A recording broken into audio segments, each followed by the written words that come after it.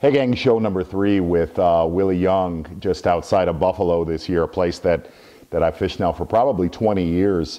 And it was really a 1-2 punch, but I want to end on a thought that's been in my mind since that show that I didn't say in that show, and I should have, because to me, if you're a weirdo like I am about Great Lake smallmouth, it's been a learning experience, but really it was a 1-2 punch.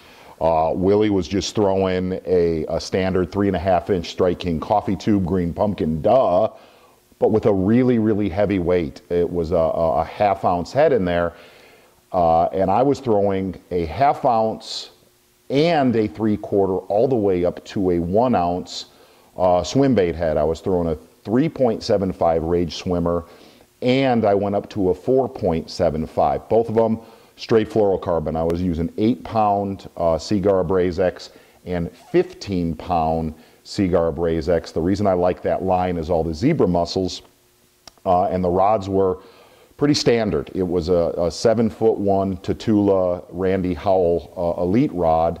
It's a power spin. It's a little bit stiffer, and the other side I was using a 7-foot 3-inch multi-purpose Daiwa Tatula Brent Ayler rod. Now here's what I want to talk to you about is, if you got to see this show, it was very enlightening. Number one is, a lot of us throughout the last 2 decades would run from mud on the Great Lakes.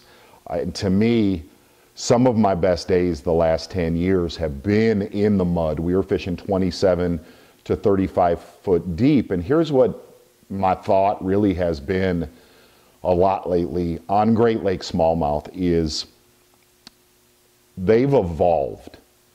And I think what a tendency is when a smallmouth evolves, look, 20 years ago, if you caught all 4-pounders, you did something. 10 years ago, 5 years ago, if you caught all 5-pounders, you did something.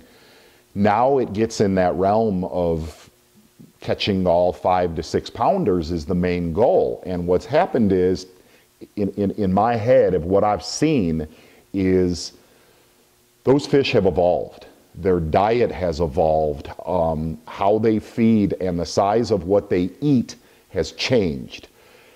And fishermen generally, me included, we are slow to evolve because of what used to work 20 years ago. So this year, when you go smallmouth fishing, start to change your diet of what you throw. I started that show throwing a 3.75-inch bait on a really heavy head, and halfway through the show I was like, what the heck am I doing?